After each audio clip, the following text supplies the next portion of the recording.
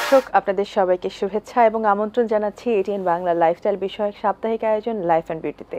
আপনাদের সবাইকে এই সুন্দর সময় শুভেচ্ছা জানাচ্ছি এবং আজ আমাদের মাঝে অতিথি হিসেবে যিনি উপস্থিত রয়েছেন তাকে আসলে কোন কোন পরিচয়ে পরিচিত করব সেটি আমি কনফিউজ হয়ে গেছি এবং আমার কাছে মনে হচ্ছে যে কিছু কথা তার সাথে বলেই তার বিষয়গুলো জানি, তারপরেও আমার মনে হয় যে এতটুকু না বললেই নয়। তিনি আমাদের মঞ্চ, ছোট পর্দা এবং বড় পর্দার একজন সফল অভিনেতা, একাধারে যিনি একজন সফল পরিচালক, একজন মঞ্চকর্মী, একজন অভিনেতা এবং সেই সাথে বাংলাদেশের ডিরেক্টরস গিল্ডের প্রেসিডেন্ট। আমরা আমন্ত্রণ জানাচ্ছি এবং আমরা বেশ খুশি তাকে পেয়ে আমাদের মাঝে। আমরা আমন্ত্রণ জানাচ্ছি আমাদের সকলের অত্যন্ত প্রিয় শহীদুজ্জামান সেলিমকে। কেমন আছেন? আছি ভালো, আপনি ভালো আছেন? আমি বেশ ভালো আছি এবং বেশ ভালো লাগছে আপনাকে পেয়ে। অনেক কথা বলবো নাটক নিয়ে, অভিনয় নিয়ে, ওভারঅল আসলে আমাদের অভিনয় ইন্ডাস্ট্রিটা নিয়ে, কারণ যেহেতু আপনার শুরুটা হয়েছে মঞ্চ দিয়ে, যেটাকে আমরা আমাদের অভিনয়ের আসলে শেকড় ধরে থাকি, আমাদের অভিনয় জগতে শেকড় ধরে থাকি। তারপর আপনি ছোট পর্দায় বেশ দাপটের সঙ্গে কাজ করেছেন এবং বড় পর্দায় আমাদেরকে বেশ অনেক চমক দিয়েছেন। তো মাত্র আমরা ঈদের ছুটি শেষ করলাম, ঈদের একটা আমেজ এখনো অনেকটা রয়ে গেছে আমাদের মাঝে। জানতে চাই এই ঈদের ব্যস্ততাটা কেমন ছিল এবং এই ঈদে যেহেতু চমৎকার একটা চলচ্চিত্র রিলিজ পেয়েছে, অনেকগুলো চলচ্চিত্র রিলিজ পেয়েছে, তার মধ্যে একটাতে আমরা আপনার বেশ বলা যায় যে আপনি ডিফারেন্ট চরিত্রে আসেন, আমরা আপনার অভিনয় পেয়েছি। সবকিছু মিলিয়ে ঈদ কেমন কেটেছে এবং কেমন ছিল আসলে? ঈদ ভালো কেটেছে, একটু গরম ছিল কিন্তু ভালো। ঈদের পরে একদিন পরেই আমরা পরিবার নিয়ে, পুরো পরিবার, আমার বোনদেরকে সাথে করে নিয়ে সিলেটে গিয়েছিলাম বেড়াতে। 4 দিন ওখানে ছিলাম এবং সিলেটে তো বেশ গরমই, অনেক বেশি গরম। তো বিভিন্ন জায়গাগুলো দেখে টেকে পরশুদিনই ফিরেছি ঢাকায়। বাহ, তার মানে বলা যায় যে বেশ ভালো একটা ঈদের ছুটি কাটিয়েছেন গরমের মধ্যে, যেহেতু পরিবার সাথে ছিল। রাইট।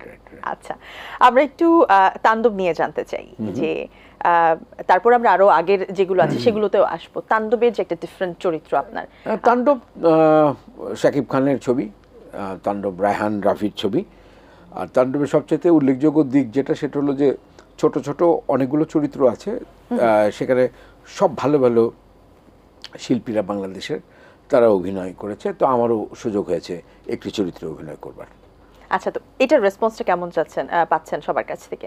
এটার রেসপন্স, তাণ্ডব ছবির রেসপন্স খুব ভালো, কিন্তু আমার চরিত্র যদি ধরা যায় যে আপনার চরিত্রটা নিয়ে কীরকম আলাদাভাবে কীরকম রেসপন্স, সেরকম কোনো রেসপন্স না। কারণ হচ্ছে যে এটা একদম ওয়ান ম্যান শো একটা ছবি, এটা শাকিব খানেরই ছবি, আমি প্রথমেই বললাম, এবং রায়হান রাফি যেভাবে পরিচালক ছবিটাকে দেখাতে চেয়েছে দর্শকের কাছে, সেভাবেই এটা এসেছে এবং দর্শক সেভাবেই গ্রহণ করছে। আচ্ছা, যেহেতু আপনি বললেন যে চলচ্চিত্রটি আসলে ওয়ান ম্যান আর্মির চলচ্চিত্র এবং তাকেই ফুটিয়ে তোলা হয়েছে বা তার চরিত্রটাকেই তুলে ধরা হয়েছে, আমরা কিন্তু এক্সপেক্ট করছিলাম আমাদের পার্শ্ববর্তী দেশের দিকে আমরা যদি তাকাই, সেখানে কিন্তু ছোট ছোট চরিত্রগুলো অনেক বেশি প্রাধান্য পায়। ছোট ছোট চরিত্র এখানে আছে, প্রাধান্য যে পায় না তা না, কিন্তু সুযোগ অনেক কম।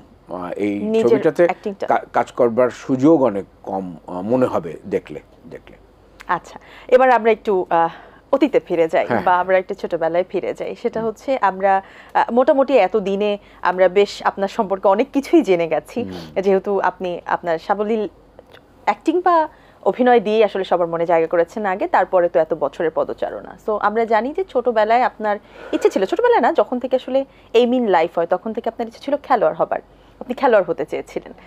তো অভিনয়ের সাথে ভালোবাসাটা আসলে কখন অনুভব করলেন? এটা হঠাৎ করেই আমি অভিনয় করতে এসেছি, আমি হঠাৎ করেই অভিনেতা হয়েছি।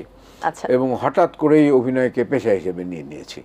আচ্ছা, আরেকটা বিষয় আমি আপনার কোনো একটা ইন্টারভিউতে দেখছিলাম, সেটা হচ্ছে আপনার লাইফ স্প্যান প্রত্যেক 15 বছর পর পর আসলে সেট হয়। সো 15 বছর পর পর যে সেট হয়, আমি যখন শুনছিলাম আমার কাছে বেশ মজা লাগছিল, the way you are saying যে 15 বছর পর পর আসলে চেঞ্জ হয়, বেশ ভালো কিছু চেঞ্জ আসে। সো 2000 থেকে সাল থেকে 2015 পর্যন্ত আপনার একটা ফেস ছিল এবং তারপর থেকে এখন তো আবার আমরা যদি ধরি 2030 পর্যন্ত।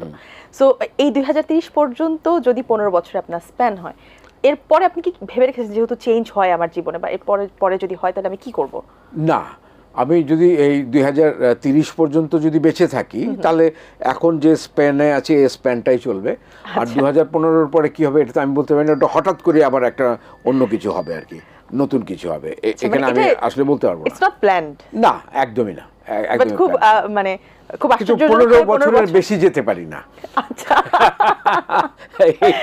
এটুকু বলতে হয় যে 15 বছরের বেশি যেতে পারি না, কমও হয়নি, তো দেখা যাক 15 বছর পরে কি হয়। পরিস্থিতির কারণে বোধহয় আসলে মেবি। আচ্ছা, তো আমরা নির্মাতা হিসেবে আপনাকে পেয়েছি, পরিচালক হিসেবে আমরা আপনাকে পেয়েছি, এবং আচ্ছা ওইটাতে আমরা পরে আসি। আগে আমি আপনার কাছে প্রথমে যেটা জানতে চাই, এবং এটা নিয়ে আমার আসলে জানার আগ্রহ অনেক বেশি, আপনি যেহেতু ডিরেক্টরস গিল্ডের সভাপতি এখন, এবং আমরা শুনেছি যে আপনি বেশ কিছু পদক্ষেপ নিচ্ছেন বা নিয়েছেন আমাদের নাটকের বা আমাদের অভিনয়ের যে ইন্ডাস্ট্রিটা, এটাকে শক্ত করবার জন্যে, আরেকটু পোক্ত করবার জন্যে। তো একটু জানতে চাই যে কি কি পদক্ষেপ আসলে নেওয়া হয়। এটা কিন্তু খুব সুন্দর ছিল এই জায়গাটা যখন শুরু হয়, যেমন এটিএন বাংলা বাংলাদেশের প্রথম স্যাটেলাইট চ্যানেল, এবং এই যে প্রোগ্রাম চালানো, দর্শকদেরকে নতুন নতুন বিনোদন দেওয়া, এর পরবর্তীতে অনেকগুলো চ্যানেল এসছে, এবং একসাথে ইটিভি বাংলার পরে যেগুলো আসলো সেটা এনটিভি, আরটিভি বা বাংলা ভিশন বা দেশ টিভি, যেগুলো এই পরবর্তী সময় মাছরাঙ্গা টিভি যেগুলো এসেছিলো, এগুলোর মধ্যে যারা ভালো প্রোগ্রাম বানায় তারা এখনও টিকে আছে, এখনও প্রোগ্রাম বানাচ্ছে। কিন্তু মুশকিল হয়ে গেছে এখানে, একটা ছোট্ট দেশে অনেকগুলো চ্যানেল হয়ে গেছে। কিছু চ্যানেল আছে একেবারে নিউজ ভিত্তিক, তারা কিন্তু এন্টারটেনমেন্টের প্রোগ্রাম চালায় না। কিন্তু আমাদের যে প্রোগ্রামের যে চ্যানেলগুলো আছে, এটা হলো জগা খিচুড়ি চ্যানেল, মানে প্রোগ্রামও চালাবে, নিউজও চালাবে, খেলাও চালাবে, সমস্ত কিছুই করবে। আমার মনে হয় যে যদি একদম বেছে নেওয়া যায় যে আমি শুধু এন্টারটেনমেন্ট ওয়ার্ল্ডে থাকবো, তাহলে অনেক টেলিভিশনকে ইয়ে করা সম্ভব আর কি, আইডেন্টিফাই করা সম্ভব যে এই চ্যানেলটা, যেমন নিউজ চ্যানেল আছে, প্রোগ্রামের চ্যানেল আলাদাই থাকা উচিত, খেলার চ্যানেল আলাদাই থাকা উচিত, তাহলে একটু আলাদা করা যায়। এখন একটা জগা খিচুড়ির মধ্যে চলতেছে, যেটা হলো বিটিভি ফরম্যাট। বিটিভি যে সরকারি চ্যানেল ছিল, ওখানে খবরও হতো, নাচের প্রোগ্রাম হতো, গানের প্রোগ্রামও হতো, নাটকও হচ্ছে, সবই হচ্ছে। আবার যদি অন্যদিকে তাকান আপনি, খেলার চ্যানেলগুলো যেমন দেখেন যে খেলা এবং খেলা ওরিয়েন্টেড জিনিসপত্রগুলোই ওখানে প্রোগ্রাম হিসেবে দেখানো হয়। তো সেইটা যদি করা যেত তাহলে একটা হতো, কিন্তু সেটা করা হয় নাই। এখন এরকম করতে করতে, প্রতিযোগিতা করতে করতে, বিজ্ঞাপনের হার কমতে কমতে টেলিভিশনগুলোর এমন একটা অবস্থা দাঁড়িয়েছে, ও মানে ওই ছেঁড়া কাপড় পরার মতো, যেখানে ছিঁড়ে যায় ওখানে একটু তালি দিয়ে দেয়, আবার যেখানে ছিঁড়ে যায় ওখানে একটু তালি দিয়ে দেয়, এইভাবে চলছে। তো সেখানে এসে পুরো বাজারটাই অন্যরকম হয়ে গেছে। মানে আগে যে শান শওকত ছিল টেলিভিশন কোম্পানিগুলার, এখন কিন্তু আসলে ওটা নাই। প্রোগ্রামের ক্ষেত্রে একটা মাজুল একটা ভাব লক্ষ্য করা যায়, বা আগে যে রিচ প্রোগ্রামগুলো হতো, বা আগে আজ থেকে 10 বছর আগে, 15 বছর আগেও এটিএন বাংলা যে টাকায় নাটক কিনতো বা যে টাকায় নাটক বানাতো, এখন কিন্তু ওই এত ইনফ্লেশন বা মুদ্রাস্ফীতির পরেও এর চেয়ে কম বাজেটের নাটক করতে হচ্ছে। ফলে দেখা যাচ্ছে কি, প্রোগ্রামের মান, এটা শুধু এটিএন বাংলা না, কিন্তু আমাদের ওভারঅল ইন্ডাস্ট্রির কথা যেহেতু আপনি আলোচনায় উঠালেন, সমস্ত ক্ষেত্রে কিন্তু এই দৈন্যতা পরিলক্ষিত হচ্ছে। এটা থেকে বেরোতে হলে স্ট্রং একটা টিম দরকার, যারা প্রোগ্রাম ডিভিশনে স্ট্রং একটা টিম থাকতে হবে, একটা প্রিভিউ কমিটি থাকতে হবে স্ট্রং। আমাদের এটিএন বাংলা কিন্তু প্রিভিউ কমিটি আছে হয়তো, আমি সবার কথা বলছি। এবং ফরমাইশি নাটক না যে ওকে দিয়ে নাটক করাতে হবে, এই শিল্পীকে নিতে হবে, সেই শিল্পীকে নিতে হবে, নো, যাকে যে নাটকের জন্য, যে চরিত্রের জন্য যাকে দরকার, তাকে দিয়ে যেন নাটকটা হয়। সেটা নতুন হোক, পুরনো হোক, নতুনরাই একসময় পুরনো হয়। অনেক নতুন, অনেক ভালো ভালো অভিনেতা সুযোগের অপেক্ষায় বসে আছে। ঠিক লোকটাকে সিলেক্ট করতে হবে, ঠিক ডিরেক্টরটাকে সিলেক্ট করতে হবে, তাহলে আস্তে আস্তে যদি এটা উন্নতি হতে পারে। এবং বিজ্ঞাপনের ক্ষেত্রে যে প্রতিযোগিতা, যে আপনি দেখা গেল যে মিনিট 20,000 টাকার নিচে আপনি বিক্রি করছেন না, কিন্তু অনেক চ্যানেল আছে তারা 2,000 টাকার বিনিময়ে মিনিট বিক্রি করছে। তো সেই ক্ষেত্রেও চ্যানেলগুলোর ক্ষেত্রে, চ্যানেল যারা মালিক আছেন এবং যারা মার্কেটিং ডিভিশনে আছেন, তারা একটা সমঝোতার মধ্যে আসে যে মিনিমাম এই রেটটা দিতে হবে একটা প্রোগ্রাম স্পন্সর করতে হলে, বা টেলিভিশনে যে প্রোগ্রামটা আপনারা কিনবেন সেক্ষেত্রে একটা মিনিমাম প্রাইস থাকতে হবে, যে এর নিচে নামা যাবে না, তাহলেই তো একটু প্রোগ্রামগুলো একটু ভালো হয় আর কি। তো আপাতত এটাই হচ্ছে হলো গিয়ে আপনার কথা, যে একটু স্পেসিফিক করে যেন আমরা চ্যানেলগুলোকে বুঝতে পারি, যেন জগা খিচুড়ি না হয়। স্ট্রং একটা আপনার প্রোগ্রাম ডিপার্টমেন্ট থাকা দরকার, স্ট্রং একটা প্রিভিউ কমিটি থাকা দরকার, মানটার ক্ষেত্রে একটু ইয়ে রাখা দরকার যে আমি এই মানের প্রোগ্রাম কাজটা আমি করব, মানে এবং কোয়ালিটিটাতে একটা যেন জিনিস কোনো দেখবেন আপনি যে আপনার প্রোডাক্ট যদি ভালো হয় তাহলে প্রোডাক্টের পেছনে বিজ্ঞাপন দৌড়াবে। আপনি প্রোডাক্ট খারাপ করে আপনি বিজ্ঞাপনের পেছনে দৌড়াচ্ছেন, উল্টা দৌড়টা হচ্ছে। দৌড়টা যদি ঠিক মতো প্রোগ্রামটা যদি আপনি ঠিক করেন, দেখেন আপনি আমাদের দেশের ছবিগুলোর ক্ষেত্রে যদি দেখেন যে এখানে কন্টেন্ট হচ্ছে মেইন, কে শিল্পী না সেটা দু একটা ক্ষেত্রে হয়তো দেখা যায়। এর মধ্যে কিন্তু ভালো ভালো কন্টেন্টের যে কাজগুলো হয় সেগুলো কিন্তু ঠিকই আপনার অনেক জনপ্রিয়তা পায়।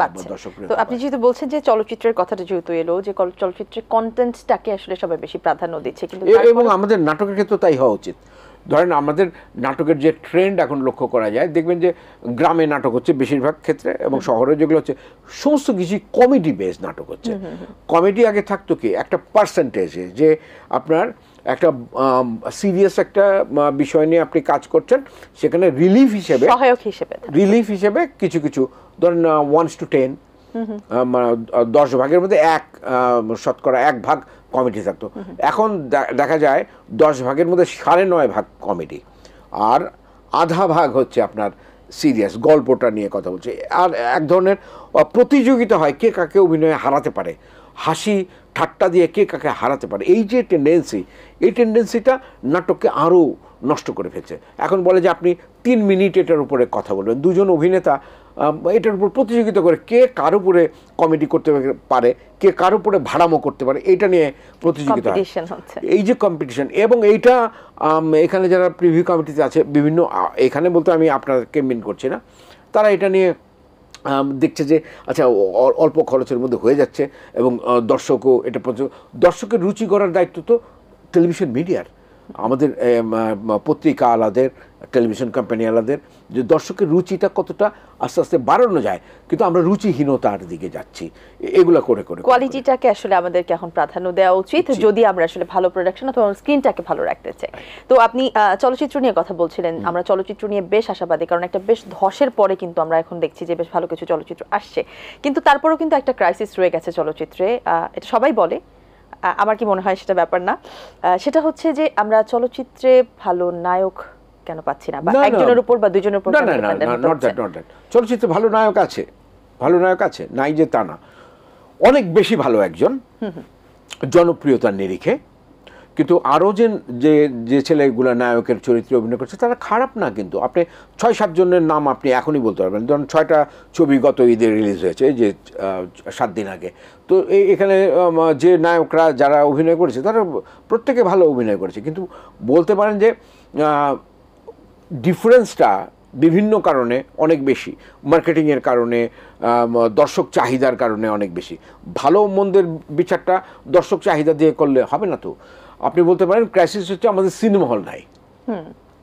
একটা সিনেমা হল 130টা হল যদি থেকে পুরো বাংলাদেশে, তাও কিছু পার্মানেন্ট হল না, আপনার ঈদের মধ্যে হল বানানো হয়, টেম্পোরারি হল। তো ওরকম ধরে 130টা হল আছে, 120টা একটা ছবি নিয়ে নেয়, আর 10টা হলো সবার মধ্যে ভাগ হয়।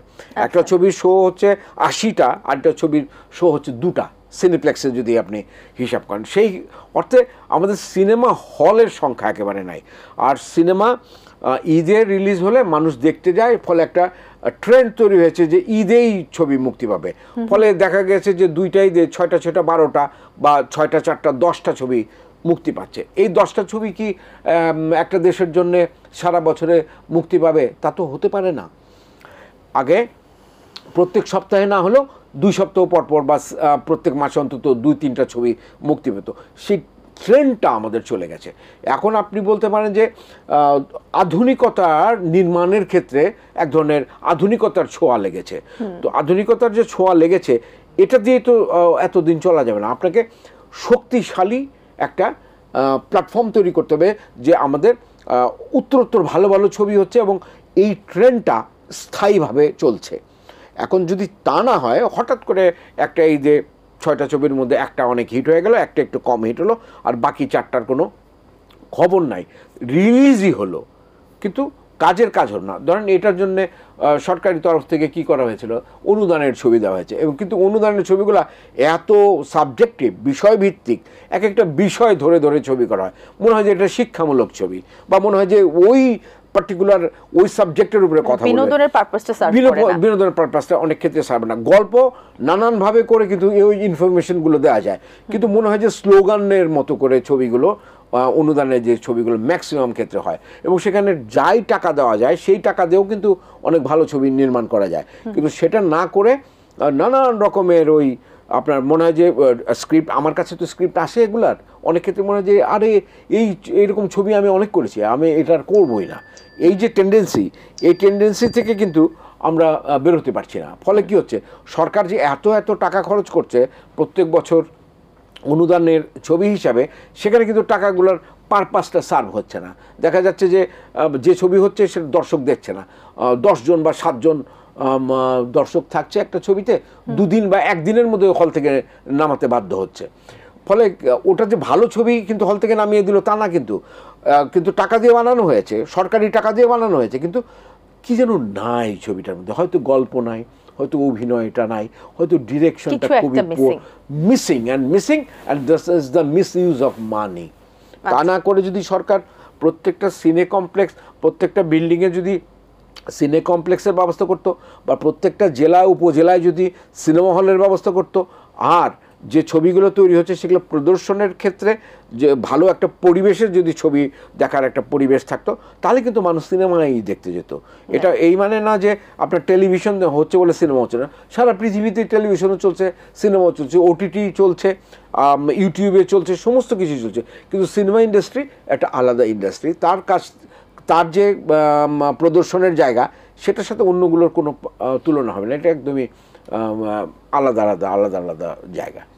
আচ্ছা, তো আপনি যেটা বলছিলেন যে হল বাড়াতে হবে, আমরা যদি আমাদের সিনেমার উত্তরণ চাই, আমাদের প্রোডাকশন বা কোয়ালিটিটা আমাদেরকে এনশিওর করতে হবে, এবং সেই সাথে সারা বছর ব্যাপী যেন আসলে হলটা রমরমা থাকে, অথবা আমরা যেন জানি যে এখন হলে গেলেই হয়তো আমরা একটা সিনেমা দেখতে পাবো, সেই মনোভাবটা আসলে সবার মধ্যে ফিরিয়ে আনতে হবে। নানা রকমের সাবসিডি থাকে তো আপনার সিনেমা হলের ক্ষেত্রে। ধরেন এখানে আপনি কিছুদিন আগে একটা খবর দেখেছেন যে সিনেপ্লেক্সে যে টিকিটটা বিক্রি হয়, 700 টাকার যে টিকিটটা বিক্রি হয়, ওখান থেকে 230 বা 35 টাকা প্রডিউসার পায়, আর বাকিটা কিন্তু সিনেপ্লেক্স আলাদা পায়।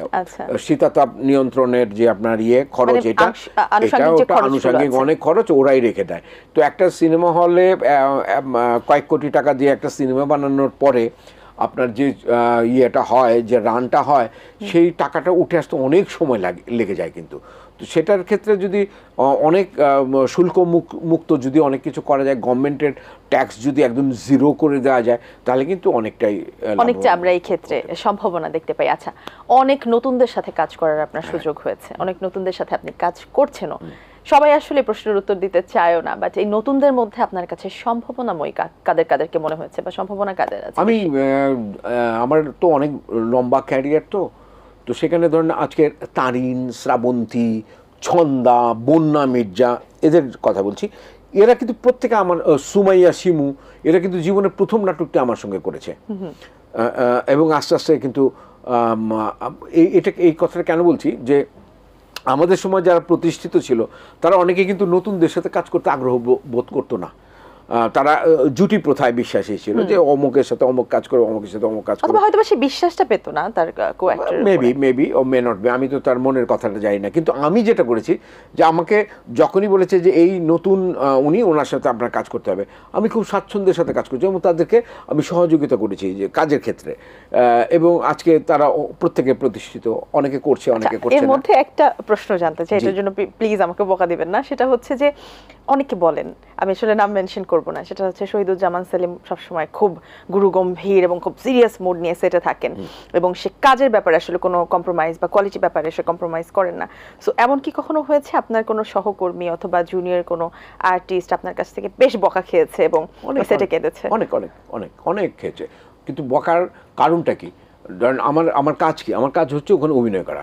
ফলে আমরা কি করি, যখন একটা শট হয়, আমরা যখন গ্রিন রুমে থাকি বা মেকআপ রুমে থাকি, তখন আমরা করি কি, যখন ডিরেক্টর বলে যে এই সিনটা এখন হবে, আমি পুরোটা মুখস্থ করে নিই এবং আমার যে সহকর্মীরা থাকে তাদের সাথে আমি বারবার রিহার্সেল করতে থাকি। সেই ক্ষেত্রে যদি কাউকে দেখি যে সে ওটা নিয়ে কনসার্ন না থেকে ফোন নিয়ে কনসার্ন বা অন্য অনেক বিষয় নিয়ে কনসার্ন, এবং সে জিনিসটা পারছে না, মুখস্থ করছে না, কিন্তু ভাব দেখাচ্ছে যে পারবে, সে সিরিয়াস না, কিন্তু এসে দেখছে যে পারছে না, তখন তাকে আমরা বলি যে, তাকে আমি এরকম অনেক হয়েছে, অনেকের ক্ষেত্রে হয়েছে, তাকে বলেছি তুমি আগে মুখস্থ করে তারপরে আমার সাথে অভিনয় করতে আসবে, আদারওয়াইজ আমি তোমার সাথে অভিনয় করতে প্রস্তুত না। তারপরে সে কি সেদিন কাজটা করতে পেরেছে? হ্যাঁ, করতে পারবে না কেন, তাকে আমি আবার হেল্প করেছি যে এইভাবে করো, ওইভাবে করো, এই করো, সেই করো, এরকম না যে তাকে আমি ডিমোরালাইজ করার জন্য করেছি, আমি তার বেটারমেন্টের জন্য আমি করেছি, you have to do this way.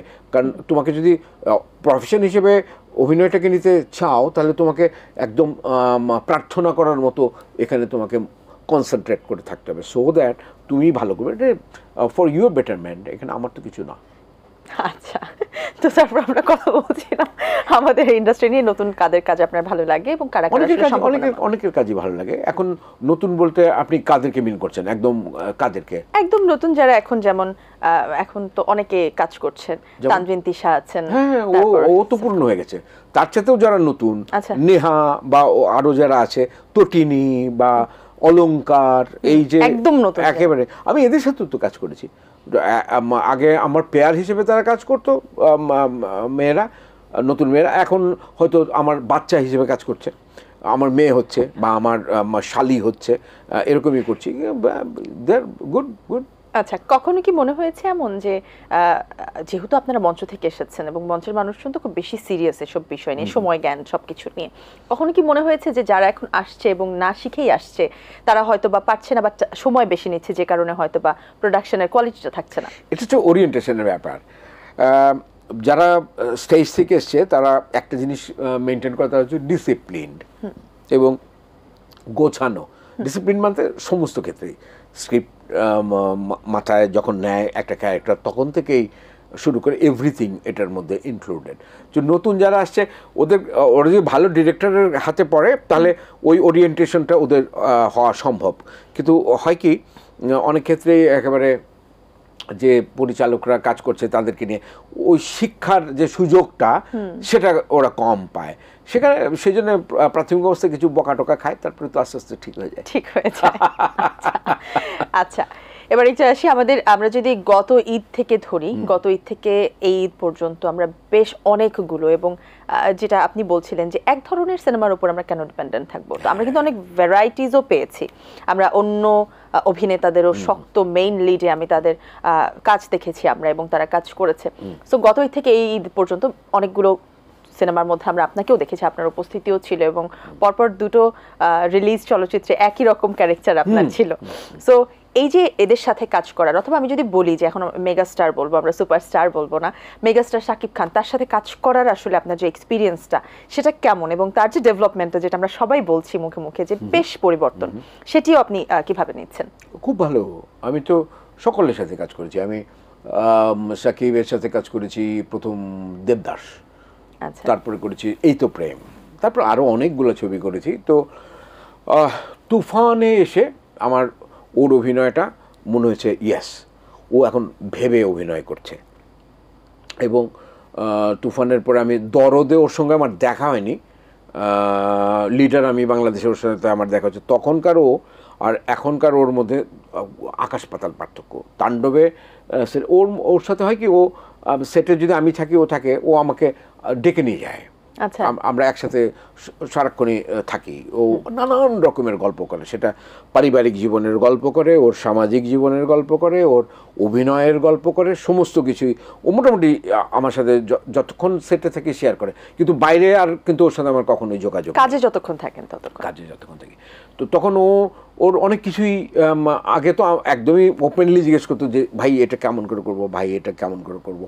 তো এখন ও করে আমার দিকে তাকায়, তো আমি বলি হ্যাঁ মানে ইট ইজ ওকে, মানে এই মানে সে মেন্টরের মতো করে আসলে আপনাকে সেই একদম স্পেসটা তা দিচ্ছে। যে তা না, একেবারে মেন্টরের মতো বলাটা তো অনেক বড় করে বলা, নো নট দ্যাট, কিন্তু ও সাজেশনটা দেখে যে ও ঠিক আছে, কিন্তু এখন আমি ওকেই বলি যে হ্যাঁ ইউ আর রাইট, তুমি একদম ঠিক রাইট ট্র্যাকে আছো, এটাই হবে, এইটাই হবে delivery। আচ্ছা, যেটা আপনি বলছিলেন আগেও ধরেন আপনার প্রম্পট নিত চলচ্চিত্রে, আমাদের যে ইয়েটা থাকে, যে শটটা হয় পিছন থেকে বলতে থাকে আর ওইটা শুনে শুনে বলে, যেটাকে প্রম্পট বলে। Prompt। গত দুইটা ছবিতে আমি ওকে কোনো প্রম্পট নিতে দেখিনি, 3টা ছবিতে। আচ্ছা। নবাব এলএলবিতেও ও কিন্তু প্রম্পট নিয়েছে, লিডার আমি বাংলাদেশে ও প্রম্পট নিয়েছে, কিন্তু আমি ওকে আর যে দুটো ছবি করলাম, এই যে সেদিন যে ছবিটা করলাম বরবাদ, গত ঈদে যেটা গেল, এবং তাণ্ডব, ও কিন্তু প্রম্পট নেয়নি। ও নাটকে যেমন আমরা রিহার্সেল করি, ও রিহার্সেল করে শটে যায়, অ্যান্ড আনকাট শট দেয়। এটা ওর ওর একটা অনেক বড় অথবা ডেভেলপমেন্ট আমরা বলতে অনেক পারি। বড় ডেভেলপমেন্ট।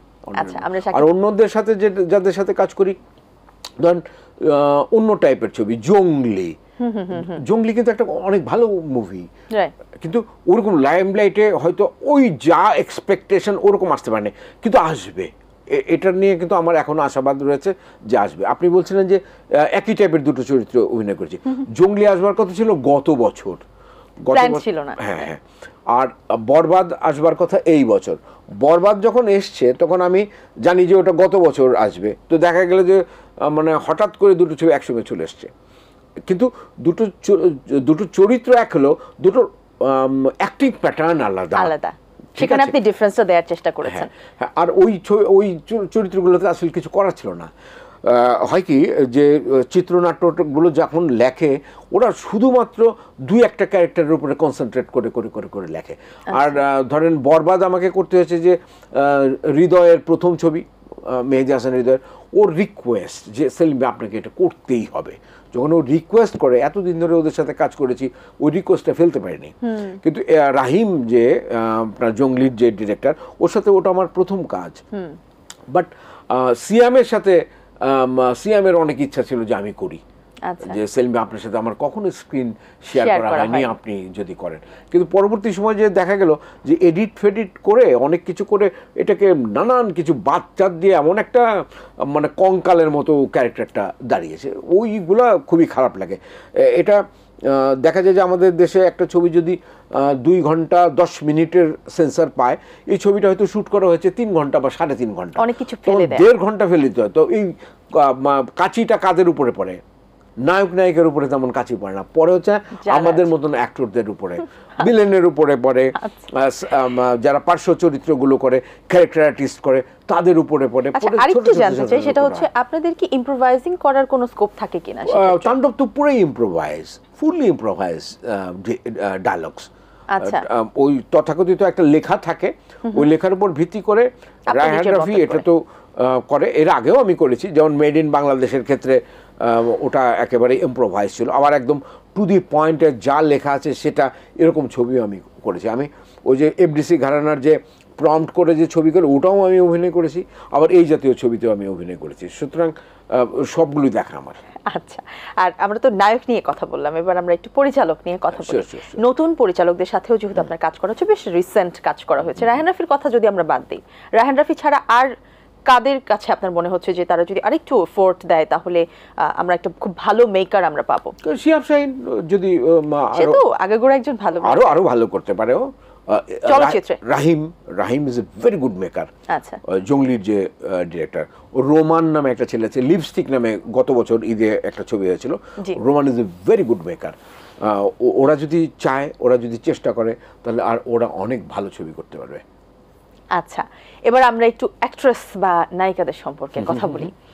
আমার মনে হয় আমাদের দেশের নায়কদের থেকে নায়িকাদের ক্রেজটা অনেক আগে থেকে অনেক বেশি, এবং তারা বেশ চর্চিত হয়। সো আসলে আমরা না, কিন্তু আগেই বেশি নায়িকাদের, যেমন শাবানা, ববিতা, কবরী, তারা কাজের জন্য চর্চিত হতো, এদের নামে ছবি চলতো। নায়করাও ছিল, রাজ্জাক সাহেব ছিলেন, আলমগীর ভাই ছিলেন, বা ফারুক সাহেব, সোহেল রানা, এদের মানে দুটোই নায়ক এবং নায়িকা, এবং নায়িকার নামে ছবি চলছে, এরকম অনেক অনেক অনেক আছে। কিন্তু বর্তমানে কিন্তু নায়িকা প্রধান থাকে না, নায়ক প্রধান সমস্ত চলচ্চিত্র। আমাদের পার্শ্ববর্তী দেশেও তাই, সাউথ ইন্ডিয়ান ছবিতে বা হিন্দি ছবিতে এই জিনিসটা দেখা যায়। বরং বাংলা ছবি, পশ্চিমবাংলার বাংলা ছবি ট্রেন্ডটা অনেক ক্ষেত্রে ওরা আলাদা করতে পেরেছে। ওখানে বয়স্ক অভিনেতা অভিনেত্রীদেরকে নিয়ে মেইন রোল দিয়ে ছবি হচ্ছে এবং সেই ছবি ভালো চলছে। কিন্তু আমাদের এখানে এই ট্রেন্ডটা শুরু হয়নি। আমরা ওই ফলো করছি আমরা বলিউড বা আপনার ইয়েকে, মাদ্রাজি ছবিকে, তামিল ছবিকে। না, আমরা যেহেতু চেঞ্জ পরিবর্তন আসছে, আমরা আশাবাদী পরিবর্তন কিন্তু আসছে। নায়িকাদের ক্ষেত্রে যে ধরেন আপনি ওই নায়িকার ছবি চলবেই বা এখানে খুব ক্রেজ, সেই জন্য ছবি, এটা আমাদের বর্তমানে নাই, এখনো পর্যন্ত হচ্ছে না। না ছিল, এখন নেই, কিন্তু আমরা আশাবাদী সামনে হতে আসবে। পারে। আমরা অনুষ্ঠান একদম শেষ পর্যায়ে চলে এসেছি, গল্প করতে করতে আরো অনেক কিছু জানা হয়নি, তবে আমার মনে হচ্ছে আমরা নিশ্চয়ই আবার সামনে বসবো এবং আমরা আরো অনেক অজানা কথাগুলো জানবো। আমার ইন্টারভিউ নিলে 1-1.5 ঘন্টার ইন্টারভিউ নেওয়া উচিত, কারণ কি জানেন, আমি কথা বলার যখন নেশায় পেয়ে যায় তখন অনেক কথা বলতে থাকি। আচ্ছা, আমরা পডকাস্ট করব, আমরা এরপরে পডকাস্ট। তখন আর আমার ওই যে গাম্ভীর্য সেটা ধরে রাখতে পারি। আপনাকে অনেক ধন্যবাদ আমাদের আজকের আয়োজনে আসার জন্য। এবং আমি কিন্তু সত্যি কথা, অনুষ্ঠানের শুরুতে আমি একটু ভয় ছিলাম যে বকা খাই কিনা, খাইনি এই পর্যন্ত সোফার। আই এম ভেরি লাকি যে বকা এখনো পর্যন্ত খাইনি। অনেক ধন্যবাদ আপনাকে আসার জন্য। এবং আমি যেহেতু শুরুতেই বলছিলাম যে আমাদের মঞ্চ, ছোট পর্দা, বড় পর্দার যেভাবে আপনি কন্ট্রিবিউট করে আসছেন, ঠিক এভাবেই আসলে সামনের দিনগুলো আপনার কন্ট্রিবিউশন থাকবে, আমরা সেটাই চাই। এবং এই যে যেটা বললেন যে বকাবকি করে ওদের ভালোর জন্যই বলে থাকি, ঠিক সেভাবেই আপনি করে যাবেন কাজ, সেটি আমাদের সকলের চাওয়া। আমাদের life and beauty, ATN Bangla এবং দর্শকদের পক্ষ থেকে আপনার জন্য অনেক শুভেচ্ছা রইল, অভিনন্দন রইল, শুভকামনা রইল। ভালো থাকবেন। ধন্যবাদ। দর্শক, এখানেই শেষ করতে হচ্ছে আমাদের আজকের আলোচনা। আশা করছি আপনারা বেশ উপভোগ করেছেন। দেখা হবে আপনাদের সাথে খুব শীঘ্রই আবারও নতুন কোন অতিথি নিয়ে। সে পর্যন্ত সবাই ভালো থাকুন, সুস্থ থাকুন, সুস্থ সংস্কৃতি চর্চার সঙ্গে থাকুন। আল্লাহ হাফেজ।